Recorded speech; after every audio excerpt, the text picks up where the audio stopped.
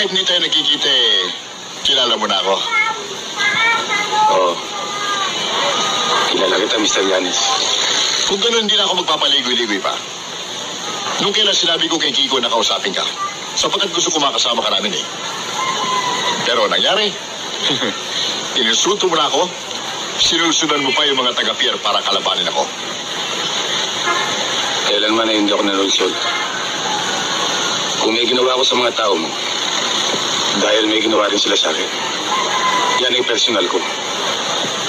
Wala ako sinama sa mga kasamaan ko sa sarili kong problema. Aba, magaling ito. May prinsipyo. Pwede rin pagpatay ng rebulto. Hindi ba?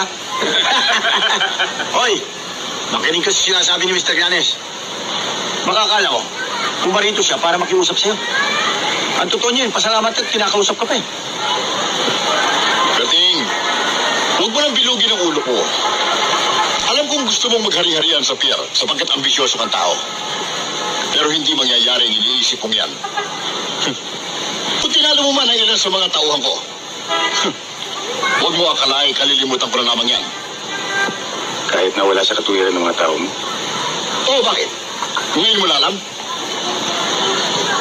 Kaya ka ba nagsawa ng ganyang karami? Kung sa bagay, balita ka sa kanya. Mr. Llanes, sisibakin ko nito. Huwag mo na, Kiko.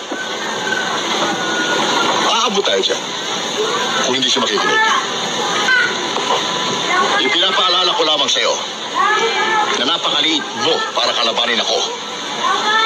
Alam mo bang para ka lamang alikabok sa gitna ng tibakan? Pinaalalahanan din kita, Mr. Llanes.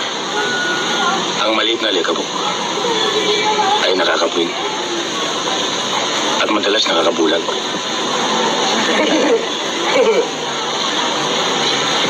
Tinatakot mo ba ako? Mr. Llanes, ang malalaki lang maaaring manakot sa maliliit.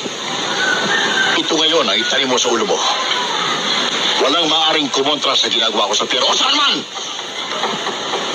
Kapag iningkwentro mo ako uli, pagsisihan mo ang araw na tumating ka sa lugar na ito. Paliwanag? Hindi ko kalilimutan, Mr. Llanes.